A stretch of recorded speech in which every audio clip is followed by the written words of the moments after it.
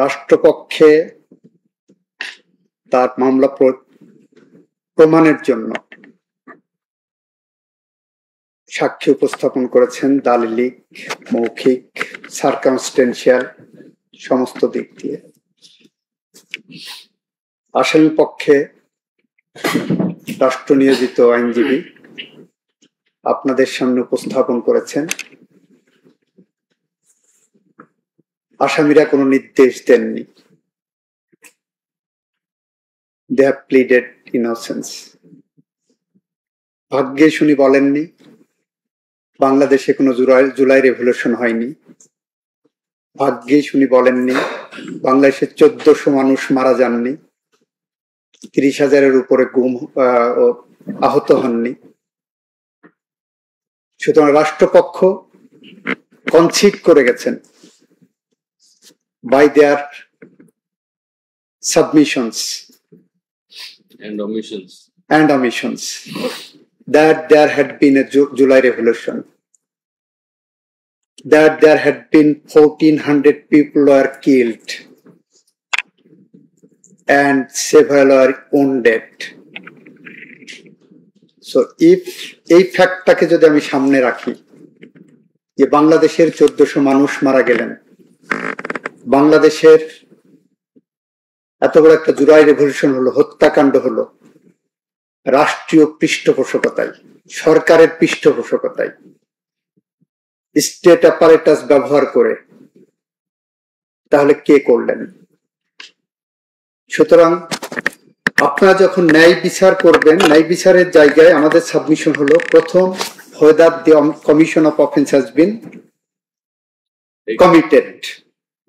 So far the commission of offense has been committed or not, that has been admitted by the defense counsel, by his argument and through the documents, apart from proving by the prosecution. So one part of the conclusion, one part for concluding the trial or inferring something in this trial has been admitted by them. So there had been killing, there had been widespreading killing, there had been mass killing, there had been systematic killing, there had been killing caused indiscriminately, having the use of state apparatus. So এই জায়গাটা রাষ্ট্রপক্ষ প্রমাণ করতে সমর্থ হয়েছে beyond all reasonable doubt. The next question is who did it?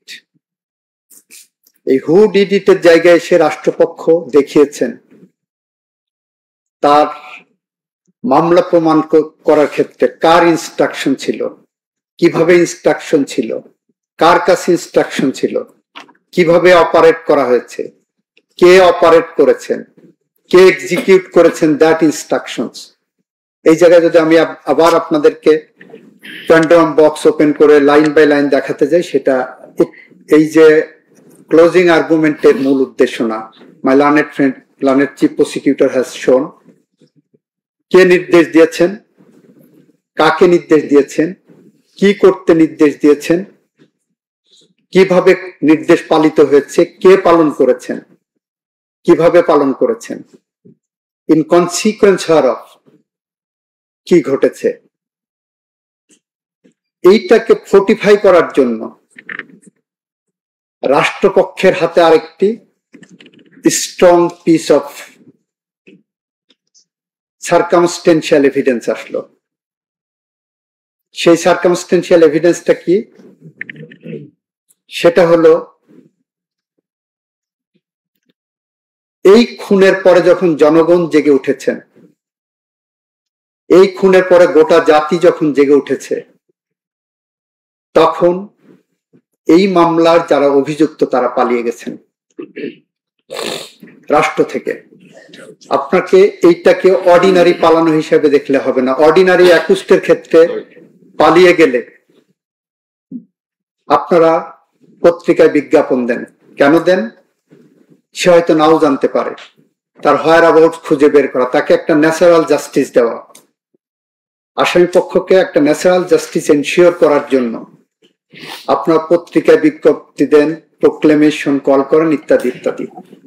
এখানকার strong piece of circumstantial evidence is that after causing this kind of crime against humanity, the accused have left the country leaving behind the nation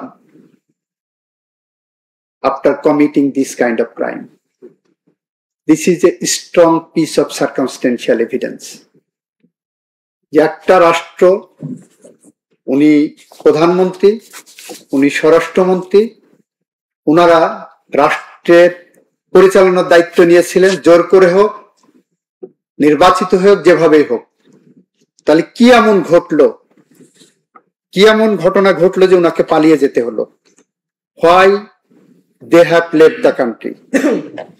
এই যে circumstantial evidence, this circumstantial evidence demonstrate that the evidences adduced by the prosecution side has some sort of nexus and corroborativeness, যে ওনারা খুন করেছেন, ওনারা crime against humanity করেছেন, and they have left the country when they felt that আজকের এই বিচারের মুখোমুখি তাকে হতে পারে। এই যে জায়গা থেকে ওনারা গেছেন, তারপরে আপনারা দেখেছেন প্রসিকিউশন বলেছে ওনারা এই বিচার সম্পর্কে জানেন, এই বিচার পর্যবেক্ষণ করছেন, এই বিচারের বিষয়ে কথা বলছেন, এই বিচারকে প্রতিহত করার জন্য বিভিন্ন রকম ইনস্ট্রাকশন দিচ্ছেন, sitting somewhere. These facts demonstrate that the accused are not coming before your lordships having the prayer to place before your lordships that we are innocent. যখন আপনাদের সামনে এভিডেন্স আসছে যে একটা দেশে 1400 মানুষকে 36 দিনে গুলি করে হত্যা করা হয়েছে, একটা দেশে 1400 প্রায় 30,000 মানুষকে 36 দিনে পঙ্গুত্ব বরণ করানো হচ্ছে ক্ষমতাকে প্রলম্বিত করার জন্য রাজনৈতিক উদ্দেশ্য নিয়ে, যখন এভিডেন্স আসছে সেই দেশের যাদের দিকে আঙ্গুল তোলা হচ্ছে তারা পালিয়ে গেছেন, প্রমাণ হচ্ছে তারা পালিয়ে যেয়ে এখানে শান্ত হননি, এই বিচারকে ব্যাহত করার জন্য তার সর্বোচ্চ অবস্থান ব্যাখ্যা করছেন, তখন আমাদের প্রসিকিউশনের পক্ষ থেকে এসে দীর্ঘমেয়াদী আর্গুমেন্ট করার কোনো প্রয়োজন পড়ে না, মাই লর্ড। আমাদের সাবমিশন হলো, we have proved the commission of offence committed by the accused beyond all reasonable doubt. Second, there is an approver. One of the accused has made confessional statement pursuant to the permission of this honorable court.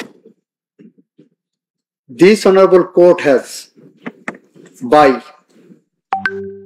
allowing him, recorded his statement.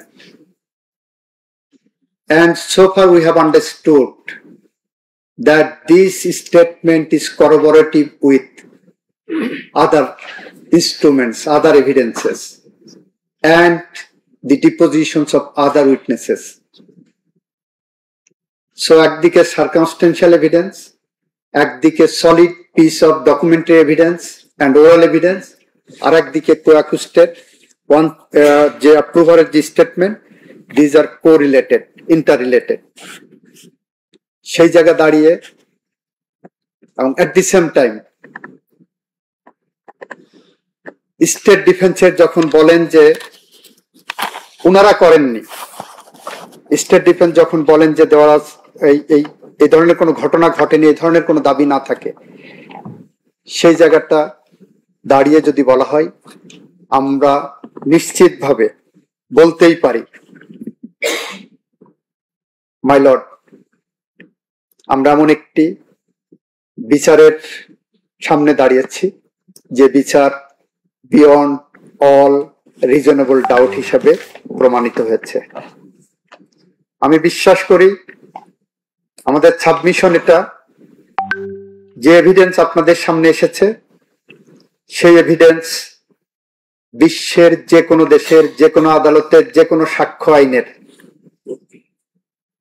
সামনে উপস্থাপন করলে ন্যায় বিচার নিশ্চিত করার স্বার্থে এই আসামির সাজা বা এই আসামিদের সাজা প্রদান ছাড়া বিকল্প কোনো পথ থাকে না আদালতের সামনে, এবং এটাই ন্যায় বিচার। আমরা আজকে দাঁড়িয়েছি এই বাংলাদেশকে সভ্যতার একটি সোপানের, সভ্যতার একটি সামনের জায়গায় নিয়ে যাওয়ার জন্য। এই ন্যায় বিচার যদি আপনারা না করতে পারি তাহলে আমরা বাংলাদেশে মানুষ হিসাবে কবি হেলাল হাফিজের ভাষায় উত্তর পুরুষের ভীরুকা পুরুষের উপমা হয়ে রয়ে যাব মাইলর। আমরা জানি ন্যায় বিচার শুধুমাত্র, অনেকেই কথা বলছেন খুনিরা ন্যায় বিচার পাবে কিনা, বাইরে অনেক রকম কথা আছে যে এই খুনিদের ন্যায় বিচারের মানদণ্ডে তাদের ন্যায় বিচার করা হচ্ছে কিনা। আমার নিবেদন হলো আপনারা শুধু খুনির ন্যায় বিচার দেখবেন যারা বাইরে কথা বলছেন। এলিনা রুজভেল্ট, আমেরিকার ফার্স্ট লেডি, উনি একটা উক্তি বলেছিলেন,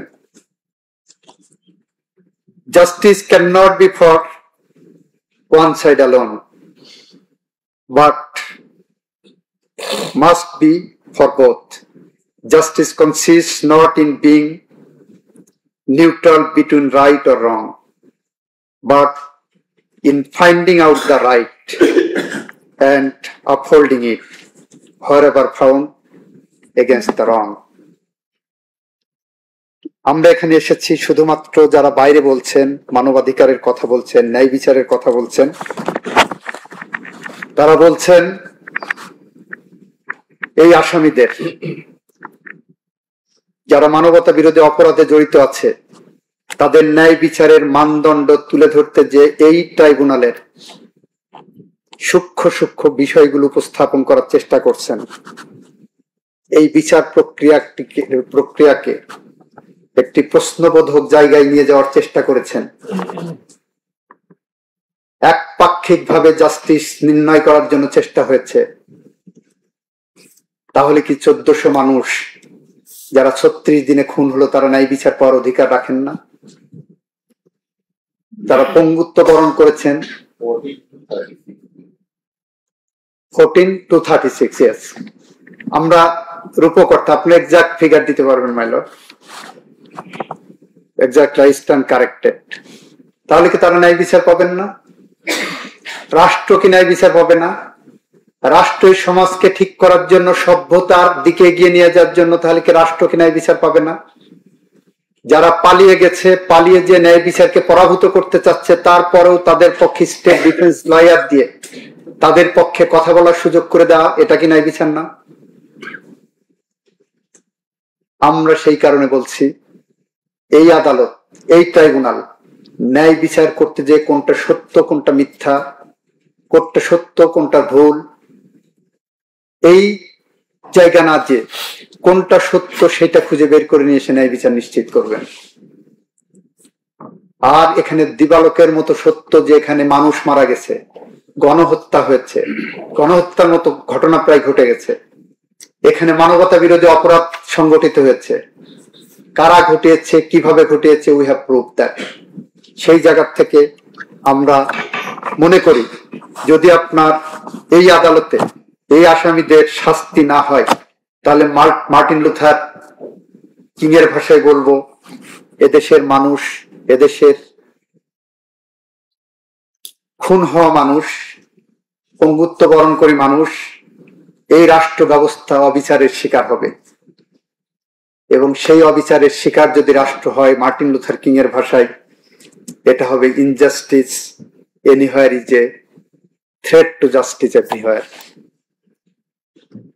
আমরা এভরিহোয়ার জাস্টিস থ্রেট করতে দিতে চাই না বলেই আমরা দাঁড়িয়েছি ইতিহাসের দায় পরিশোধ করার জন্য এই জায়গাটাই এই আসামিদের বিচার প্রার্থনা করে আপনারা ন্যায় বিচার করবেন। ন্যায় বিচারের সামনে দাঁড়িয়ে আপনারা এই জায়গাগুলো যদি বিবেচনায় আনেন,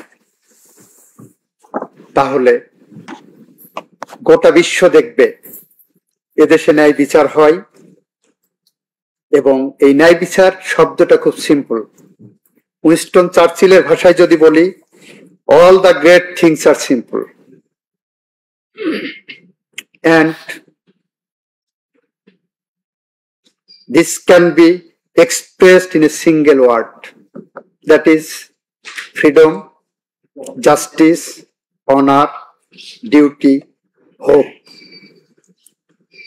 আজকে আপনারা যেটা ন্যায় বিচার করতে বলছেন, গোটা মিডিয়ার কাছে, গোটা জাতির কাছে, গোটা বিশ্বের কাছে এটা একটা অনেক জটিল ব্যাপার মনে হতে পারে। আমি প্রসিকিউশনের পক্ষ থেকে বলবো এটা একটা simple matter. Why it is a simple matter? Because the law has defined a crime. Your lordships are here to go through the law, to try the crime, in order to make the people free, in order to make justice, in order to give the nation a hope, in order to give the citizens an honor to express their will. And that is why this is a simple issue. যদি আমরা এটাকে জটিল আকারে দেখি তাহলে জটিলতা আসবে, যদি জটিল আকারে না দেখি তাহলে এটা জটিল আকারে আসার সুযোগ নাই। এক্ষেত্রে আমেরিকার সবচেয়ে জনপ্রিয় প্রেসিডেন্টের একজন জন এফ কেনেডি, উনি একটা ঐতিহাসিক স্পিচে বলেছিলেন, let us not speak the Republican answer, not the democratic answer, but the right answer. এই ন্যায় বিচারে বাংলাদেশের বিভিন্ন পক্ষ কি বলল সেই জায়গায় আমরা থাকতে চাই না। আমরা বলতে চাই এই ন্যায় বিচার আমাদের সভ্যতার পাদপীঠে একটি মাইল ফলক হিসেবে থাকবে। যেমন ছিল 1661 সালে অলিভার ক্রomwell-এর বিচার, যেমন ছিল 40-এর দশকে চীন এবং জাপানের অনেকগুলো প্রাইম মিনিস্টারকে ক্রাইম এগেনস্ট হিউম্যানিটির অপরাধে ফাঁসির দণ্ডে দণ্ডিত হতে হয়েছিল। আমি আপনাদের রেফারেন্সের জন্য উইকিপিডিয়া থেকে নিয়ে এসেছি, এ যাবৎকালে বিশ্বের কোন কোন দেশের কতগুলো নেতা বিচারের মুখোমুখি হয়েছেন যারা রাষ্ট্র পরিচালনা করেছেন, কেউ বা করাপশনে, কেউ খুনের দায়ে, কেউ সেক্সুয়াল অ্যাসল্টের দায়ে, এবং কেউ হয়েছেন crime against humanity. Crime against হিউম্যানিটির বিচারের মুখোমুখি যারা হয়েছেন তাদের একটি সংক্ষিপ্ত তালিকা আমি এখানে করেছি। এটার কপি একটা আছে, আমি আপনাদের সামনে রেফারেন্স হিসেবে পড়ে শোনাতে চাই।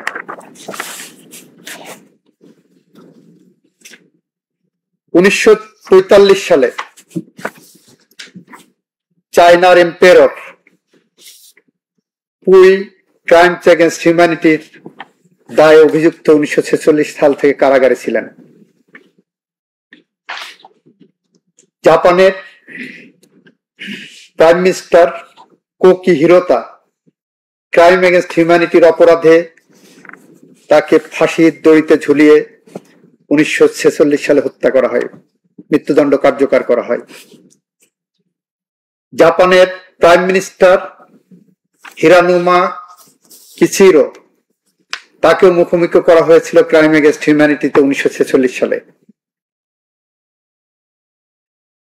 জাপানের আরেকজন প্রাইম মিনিস্টার মাসারু হোমা, তাকে 1946 সালে, উনি ছিলেন মিলিটারি গভর্নর, ক্রাইম এগেনস্ট হিউম্যানিটির দায়ে তাকে ফায়ারিং স্কোয়াডে হত্যা করা হয়।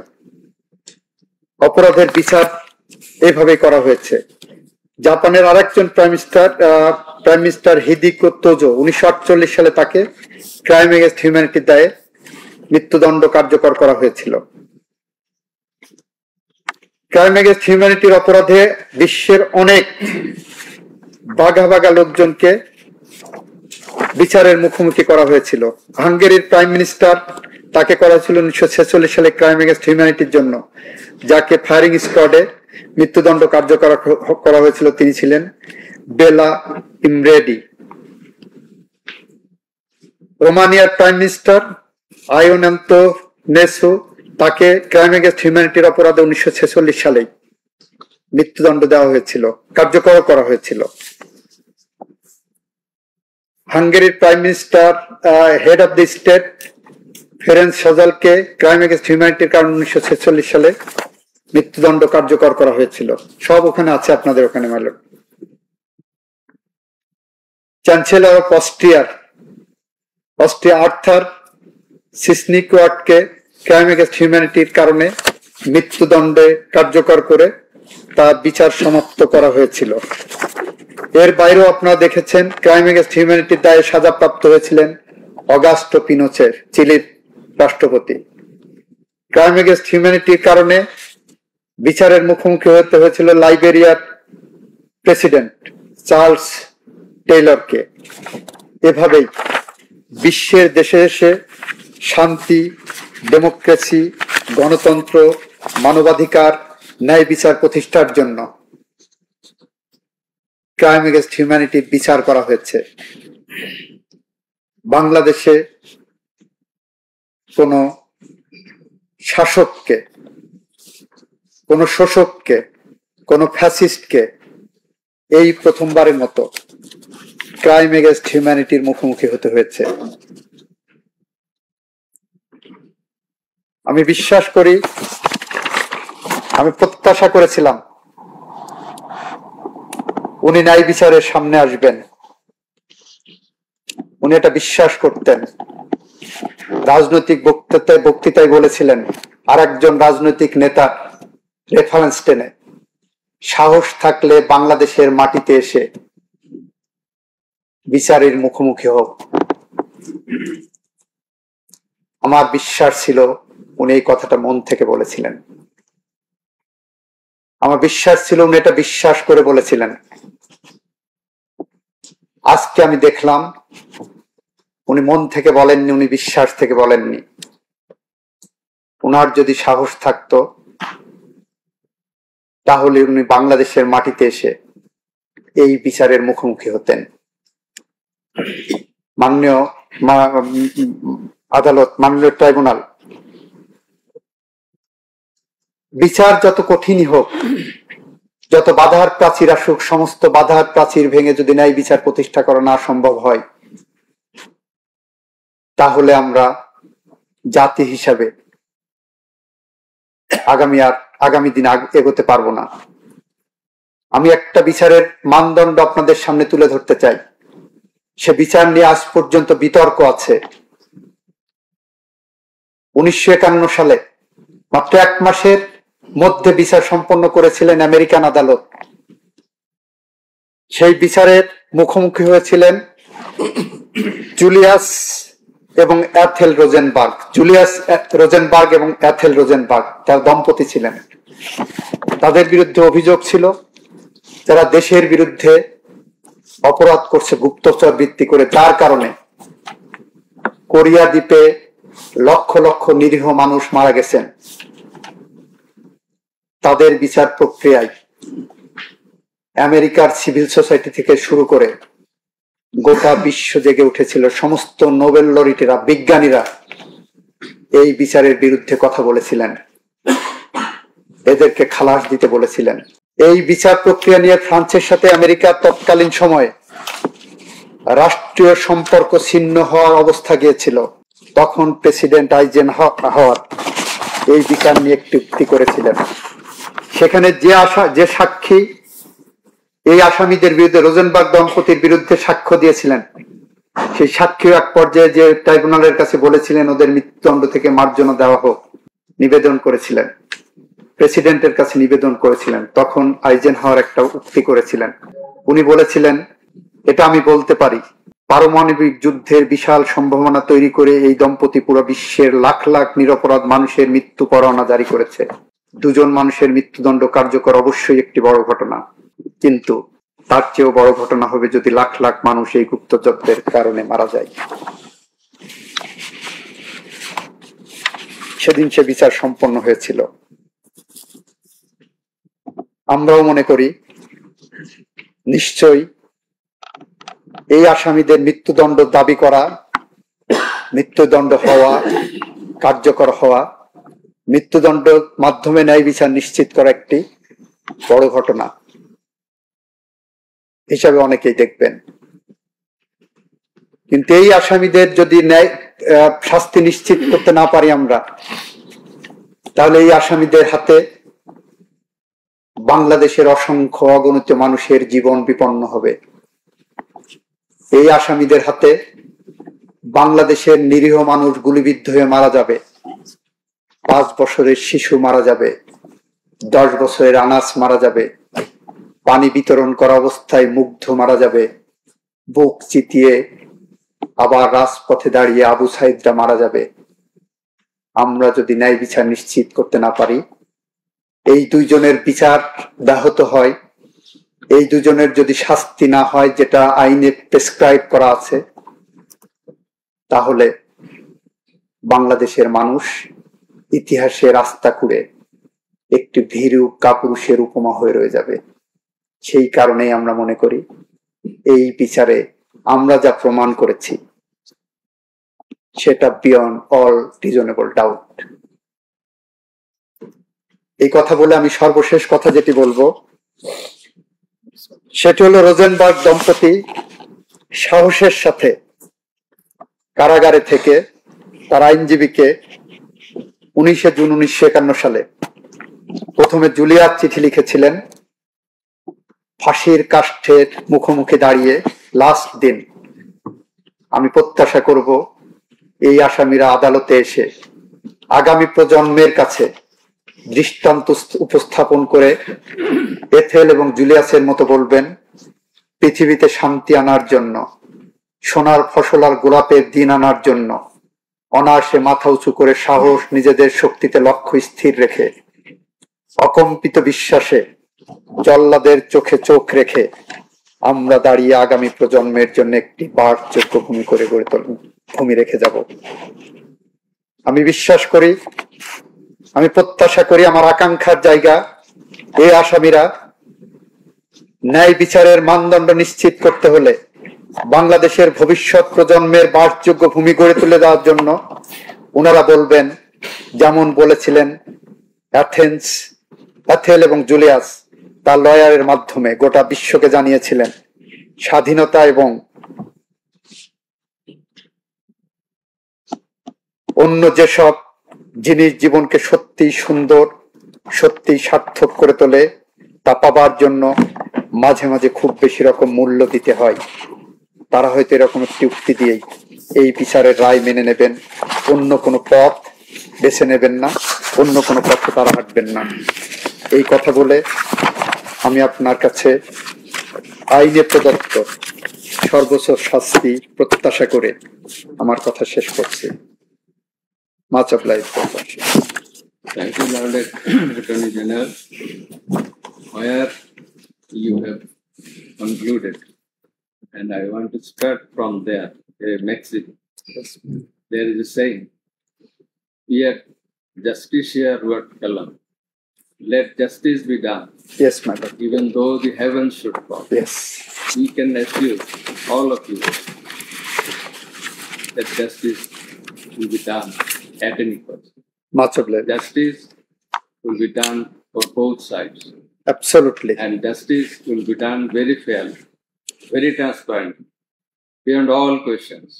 Even though questions will be raised by some quarter, it doesn't matter. We will not care who will say what. But I repeatedly want to say, justice will be done from this side, at any cost, in every matter. So thanks a lot, Much obliged, Lordships. Learned Attorney General. We are very much grateful to you. At the commencement of the tribunal of this proceeding, you managed your heavy schedules and you appeared in the tribunal. You had your valuable maiden speech, and today at the conclusion of the proceeding, you very hardly managed the time to come to the tribunal and to deliver your very, very precious, resourceful speech. I'm grateful to your Lordships. I think that all of us and the tribunal will be benefited by you. I'm grateful to your Lordships, and I'm grateful to my prosecution team who have invited me to submit before your Lordships, and your Lordships were kind enough to allow me to give these closing submissions. Much obliged. Thank you.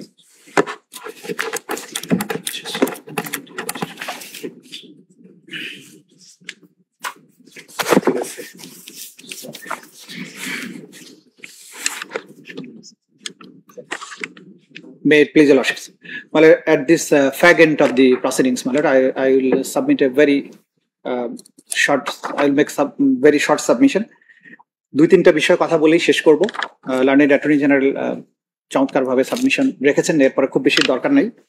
শুধু কয়েকটা point যেগুলো defence side থেকে raise করা হয়েছে, খুব বেশি জবাব দেওয়ার ছিল না আমাদের। তারপরে কয়েকটা পার্টিনেন্ট কোয়েশ্চেন তারা তুলেছেন, যে কয়েকটা বিষয় আমি জবাব দিতে চাই। একটা কথা উনি বলার চেষ্টা করেছেন যে হাত পা বেঁধে নাকি ওনাদেরকে সাঁতার কাটতে বলা হয়েছে। That is absolutely misconceived. এই আইনটা ভেরি স্পেশাল ল, এটা তৈরি করা হয়েছে ফর ভেরি স্পেশাল পারপাস, যেটা বাংলাদেশের প্রচলিত অন্য কোনো আইনে এই বিষয়গুলোতে বিচার করার অধিকার নাই বলেই স্পেশাল লটা তৈরি করা হয়েছে 1973 সালের ক্রাইমস ট্রাইব্যুনালস অ্যাক্ট, যেটাতে বলা হয়েছে an act to provide for detention, prosecution and punishment of persons for genocide, crimes against humanity, war crimes and other crimes under international law. এই ক্রাইমস গুলো বিচার করার জন্য স্পেশালি এই লটা তৈরি করা হয়েছে।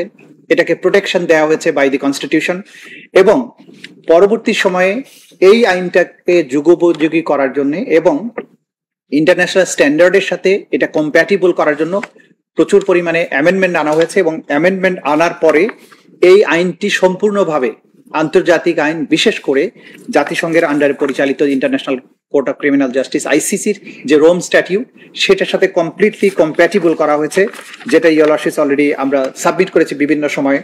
যে ক্রাইমস এগেনস্ট হিউম্যানিটির ক্ষেত্রে ব্যাখ্যা দিতে গিয়ে বলা হয়েছে for the purpose of the definitions of the crimes and elements of crimes, Rome statute থেকে আমরা সমস্ত এলিমেন্টস গুলো গ্রহণ করতে পারবো, এবং সেটা সম্পূর্ণভাবে রোম স্ট্যাটিউটের সাথে কম্প্যাটিবল।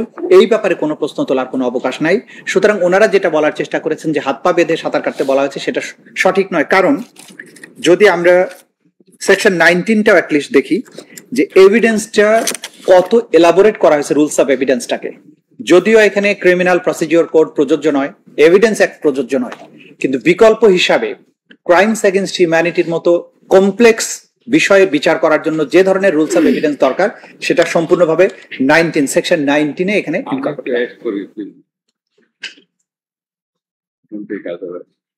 হাত পা বেঁধে বলেছেন, he has the right and liberty to say, but one should not say anything which is injurious to the justice system of this tribunal or to the proceedings of the administration of justice. Amra ekhane, even though Evidence Act is not applicable, even though CRPC has not been made applicable, but we have given unfettered opportunity to the defense, to the application of our discretionary power conferred under Section 46. That is the inherent power. Yes. We have given every right, every facility, every opportunity to the defense. So the defense cannot say that the defense has been deprived of any opportunity. And I am giving further opportunity to say anything in this context if the defense wants to say. but there has been no stone left unturned to give all the opportunities, rights, facilities to the defense. Much appreciated, Your Lordship. So, my lord, regarding this, I am concluding my submission. And the next one is the argument has been made on behalf of the defense is that it is not widespread or systematic because the offense has been committed in as many as 51 districts, but witnesses has been come from only 19 districts. My learned friend possibly it misconceived crimes against humanity হওয়ার জন্য widespread হওয়ার জন্য 51 ডিস্ট্রিক্টের সব সাক্ষী আনা প্রয়োজন নাই। একটা সিঙ্গেল ইনসিডেন্ট সেটাও যদি ওয়াইড স্প্রেড এবং সিস্টেম্যাটিক অ্যাটাকের পার্ট হিসাবে হয় তাহলেও এটা ওয়াইড স্প্রেড সিস্টেম্যাটিক হওয়ার জন্য যথেষ্ট হবে। সেই ব্যাপারে আমরা আন্তর্জাতিক আইন এবং আন্তর্জাতিক আইনের অধীনে বিচারকৃত আদালতের নজির এই ট্রাইব্যুনালের সামনে উপস্থাপন করেছি। 51 ডিস্ট্রিক্টে 56,000 বর্গমাইল জুড়ে অফেন্স হয়েছে, সেগুলোর ওরাল এবং ডকুমেন্টারি এভিডেন্স আমরা দিয়েছি, ভিডিওগ্রাফস দিয়েছি, আন্তর্জাতিক বিভিন্ন সংস্থা বিশেষ করে জাতিসংঘের প্রতিবেদনগুলো দিয়েছি, সেগুলোর থেকে খুব সুস্পষ্টভাবে প্রমাণিত হয়েছে এটা ওয়াইড স্প্রেড ছিল, এটা সিস্টেম্যাটিক ছিল। সুতরাং লাইভ উইটনেস যদি 19 ডিস্ট্রিক্টে হয়ও সেটাও যথেষ্ট এটা প্রমাণ করার জন্য। ইভেন আমরা যদি একটা ডিস্ট্রিক্টের সাক্ষী দিয়েও প্রমাণ করতাম শুধু ঢাকা শহরে, সেটার থেকেও প্রমাণ হওয়া যথেষ্ট হতো যেটা ওয়াইড স্প্রেড অথবা সিস্টেম্যাটিক হয়েছে। কিন্তু সেই ক্ষেত্রে আমরা সারা বাংলাদেশ থেকে সাক্ষী এনেছি, সুতরাং এই আর্গুমেন্টটাও বিবেচনাযোগ্য নয়। কোয়ালিটি অফ এভিডেন্সের ব্যাপারে আমরা যেটা বলতে চাচ্ছি, ওনারা বলার চেষ্টা করেছেন যে বিশেষ করে ভিডিও কলের ব্যাপারে এটা হয়তো এআই দিয়ে বানানো। আমরা ক্রিস্টাল ক্লিয়ার ভাবে এই আদালতে প্রমাণ করেছি, প্রথমত এই যে নির্দেশনাটাই দেওয়া হয়েছিল ফ্রম দি অ্যাকিউজ নাম্বার 1 সেইটা রেকর্ড করা হয়েছিল রাষ্ট্রীয় একটি সংস্থার মাধ্যমে। আমরা রাষ্ট্রীয় সেই সংস্থার কাছ থেকে এটা জব্দ করেছি, তারা সেই জব্দ তালিকা স্বাক্ষর করেছে, তারা সার্টিফাই করেছেন যে আমাদের এখান থেকে জব্দ করা হয়েছে। সেই কণ্ঠস্বরটি ফরেনজিক টেস্ট, বাংলাদেশের যে ফরেনজিক টেস্ট করার যে ব্যবস্থা আছে সেখান থেকে প্রমাণিত হয়েছে। এর বাইরে আন্তর্জাতিক সবচেয়ে বড় যে সংস্থাগুলো আছে তারা এটাকে নিজেরা তাদের মতো করে তদন্ত করে বলেছেন এটার কণ্ঠস্বর পরীক্ষিত ফরেনজিক টেস্টে, এবং তারা ইন্টারন্যাশনালি রেকগনাইজড একটা ফার্মকে দিয়ে, ফরেনসিক ল্যাবকে দিয়ে, এনটিএমসি থেকে, national telecommunication monitoring centre, BBC এবং আল জাজিরা, তারা আলাদাভাবে তাদের আন্তর্জাতিক সংস্থার মাধ্যমে তারা এটা পরীক্ষা করে তারা রিপোর্ট দিয়েছেন যে এটা 100% ওনারই ভয়েস, এটা এআই দিয়ে তৈরি নয়। সুতরাং এই যে কোয়ালিটি অফ এভিডেন্স সেটা ফরেনজিক টেস্টে প্রমাণিত, নাম্বার 1। নাম্বার 2, এটার রেকর্ডিং প্রসেসটা হয়েছে বাংলাদেশের রাষ্ট্রীয় সংস্থা দ্বারা, সুতরাং এখানেও কোনো সন্দেহ তোলার অবকাশ নেই। তৃতীয়ত হচ্ছে এই ফরেনজিক তার যে টেলিফোনিক নির্দেশ সেটা সার্টিফিকেশন হয়েছে, যে নির্দেশটা তিনি যাকে দিয়েছিলেন তিনি সাক্ষী দিয়ে বলেছেন যে এই নির্দেশ প্রধানমন্ত্রীর কাছ থেকে এসেছিল। চতুর্থত হচ্ছে তার নির্দেশ যে এক্সিকিউট হয়েছে লিথাল ওয়েপন ব্যবহারের মাধ্যমে, সেগুলো ভিডিও ফুটেজ, লাইভ উইটনেস সেগুলো প্রমাণ করেছেন। সুতরাং from passing the order by the prime minister এবং এক্সিকিউশন অন দি গ্রাউন্ড সবকিছু ধাপে ধাপে অকাট্যভাবে ক্রিস্টাল ক্লিয়ার ভাবে প্রমাণ করা হয়েছে।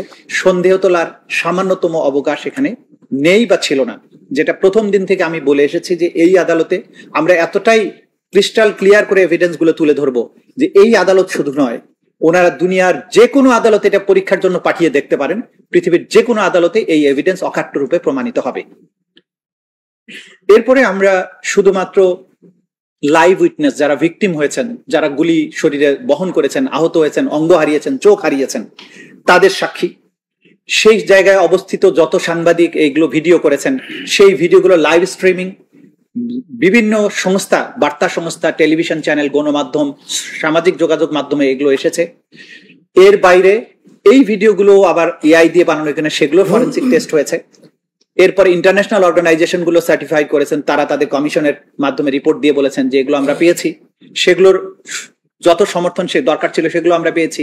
পত্রপত্রিকা যেগুলো রিপোর্ট করেছেন সেগুলো আমরা নিয়েছি, টেলিভিশন চ্যানেল রিপোর্ট করেছেন সেগুলো নিয়েছি, যারা এগুলো ক্যামেরায় ধারণ করেছেন সেই সাংবাদিকদের সাক্ষ্য আমরা নিয়েছি। সুতরাং সাক্ষ্যের যতগুলো স্টেপ ছিল এটাকে নিখুঁত এবং নিরপেক্ষ বা এটা জেনুইন প্রমাণ করার জন্য সমস্ত প্রক্রিয়ার মাধ্যমে এই এভিডেন্স গুলো আদালতের সামনে ক্রিস্টাল ক্লিয়ার ভাবে প্রমাণিত হয়েছে। এই এভিডেন্স হিমালয়ের মতো দৃঢ়, হীরের মতো স্বচ্ছ, ক্রিস্টালের মতো স্বচ্ছ। এটা বিয়ন্ড অল রিজনেবল ডাউট। এই ব্যাপারে কোনো রকম সন্দেহ করার কোনো অবকাশ কোনো পক্ষ থেকে করার নেই বা সুযোগ নেই। ফাইনালি আমি যেটা বলবো, যারা এখানে আসামি হয়েছেন, যেটা আমি আগের দিনও বলেছিলাম, যে তাদের মধ্যে কোনো রিমোর্স নেই, তাদের মধ্যে কোনো অনুশোচনা নেই। এত বড় অপরাধ করেছেন, দুনিয়ার সবাই জানে এই অপরাধ সংগঠিত হয়েছে, তিনিও জানেন, কিন্তু কখনোই তার মধ্যে কোনো ধরনের অনুশোচনা পরিলক্ষিত হয়নি। উল্টো তিনি যারা তার বিরুদ্ধে মামলা করেছেন, যারা তার বিরুদ্ধে সাক্ষ্য দিচ্ছেন, তাদেরকে হত্যা করার হুমকি দিয়ে যাচ্ছেন, তাদের বাড়িঘর ধ্বংস করে দেওয়ার কথা বলছেন, তাদের লাশগুলো বঙ্গোপসাগরে ফেলে দেওয়ার কথা বলছেন, এবং সর্বশেষে তিনি রাষ্ট্রের বিভিন্ন সংস্থার মধ্যে গন্ডগোল লাগানোর চেষ্টা করছেন।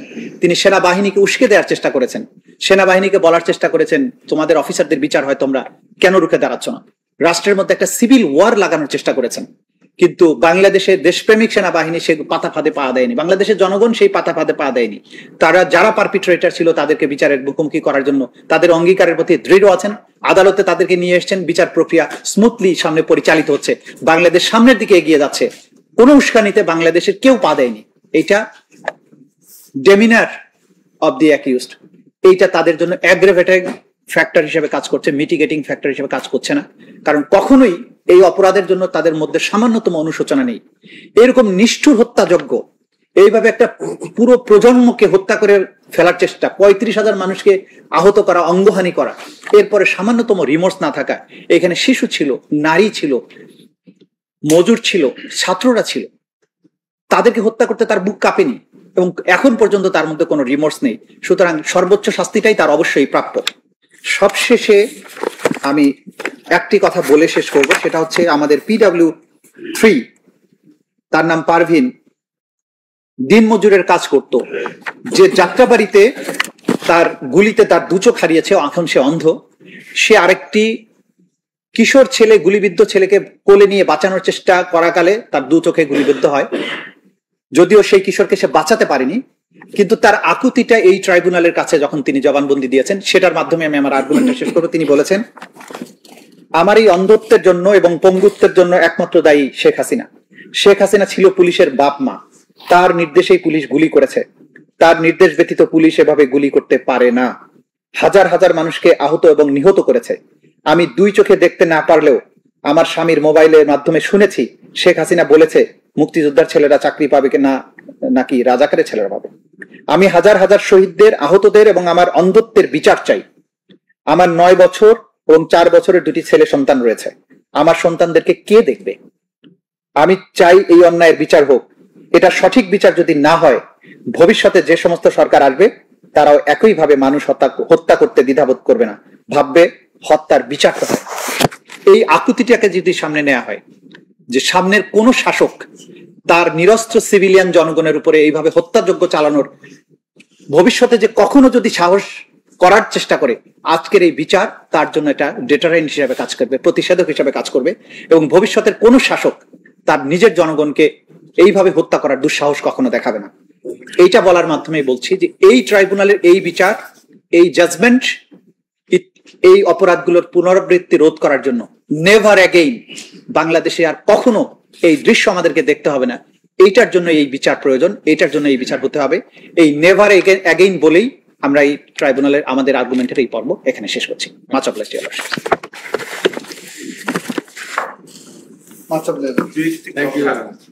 একটু রিপ্লাই দিতে চাই, যদি রিপ্লাই তারপর আপনাকে 2 মিনিট সময় দিই। ঠিক আছে, সময় দিচ্ছি, সময় দিচ্ছি।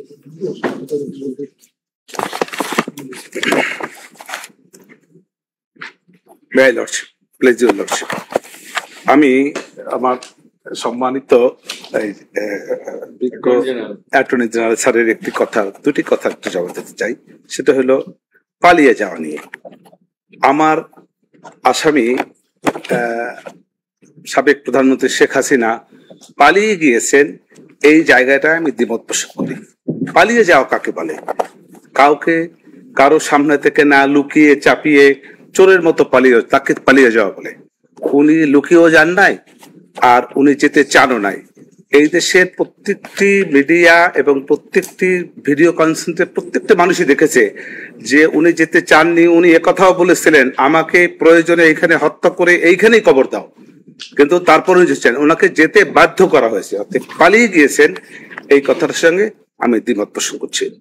আরেকটি কথা বলেছে যে বিচারে এসে, যেমন আর একজন রাজনৈতিক নেতার প্রসঙ্গ তুলে বলেছেন যে উনি বলেছিলেন যে সাহস থাকলে আসেন, বিচারে এসে মুখোমুখি হয়। উনি যে কারণে বাংলাদেশে এসে তৎকালীন সময়ে বিচারে মুখোমুখি হননি, এই আজকের আমার আসামি ওই একই কারণেই বাংলাদেশে এসে বিচারের মুখোমুখি হচ্ছেন না। এটা হলো আমার ওপিনিয়ন। দ্বিতীয় হলো approver. Learned attorney general sir বলেছেন যে এই অ্যাপ্রুভার করে যে সাক্ষী দিয়েছেন সেটা আমার এগেনস্টে। এখন এই জায়গাটা আমার বক্তব্য এই যে এই আইজিপি সাহেব যে অ্যাপ্রুভার ডিক্লেয়ার করেছেন সে নিজে বাঁচার জন্য একটি অপকৌশল, অন্যের উপরে দায় চাপিয়ে নিজে বাঁচার একটি অপকৌশল। অতএব এই আইজিপি সাহেবের যে বক্তব্য সেটার দ্বারা তার যে বক্তব্যে আমাকে দায়ী করা হয়েছে, এই দায়ীটাকে গ্রহণযোগ্য না করার জন্য মাননীয় আদালতের কাছে আমার নিবেদন। আরেকটি কথা, লার্নেড এই প্রসিকিউটর সাহেবের যে পুরো প্রজন্মকে একটা কথা বলেছেন যে আমার আসামিরা পুরো প্রজন্মকে নিঃশেষ করে দিয়েছেন বা দেওয়ার চেষ্টা করেছেন। একটি মানবতা বিরোধী অপরাধ হতে হলে একটি জাতি, একটি গোষ্ঠীকে, একটি সম্প্রদায়কে নিঃশেষ করার প্রচেষ্টা থাকতে হয়, সেটা এখানে ছিল না। যেমন ছিল হিটলারের, তার প্রচেষ্টা ছিল যে ইহুদিদের যা পৃথিবী থেকে ধ্বংস করে দেওয়ার একটা চেষ্টা ছিল, এবং সেই তারই নিমিত্তে সে হাজার হাজার ইহুদিদেরকে ধ্বংস করেছিলেন। কিন্তু এই যে পুরো প্রজন্মকে ধ্বংস করার যে প্রক্রিয়ার কথা বলেছেন, এই মামলার সঙ্গে সেটা যায় না। অতএব এই আমার আসামিরা এরকম কোন পুরো প্রজন্মকে ধ্বংস করেছেন বা করার চেষ্টা করেছেন, এই বক্তব্যের সামনে দ্বিমত পোষণ করছে। আরেকটি কথা যে ন্যায় বিচারটি হলো যেমন রাষ্ট্র ন্যায় বিচার চাবে, আমি আসামি পক্ষ আমিও ন্যায় বিচার চাই। অতএব লার্নেড ট্রাইব্যুনালের কাছে, এই যে লর্ডশিপদের কাছে আমার নিবেদন, আমিও চাই ন্যায় বিচার। আমিও মনে করি ন্যায় বিচার হলে আমার আসামি খালাস পাবে, নিয়ম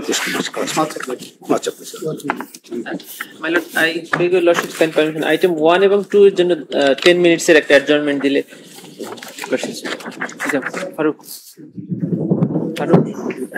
কোড নাম্বার এখন এটা কি সিএবি থাকবে নাকি কোনো একটা ডেট থাকবে?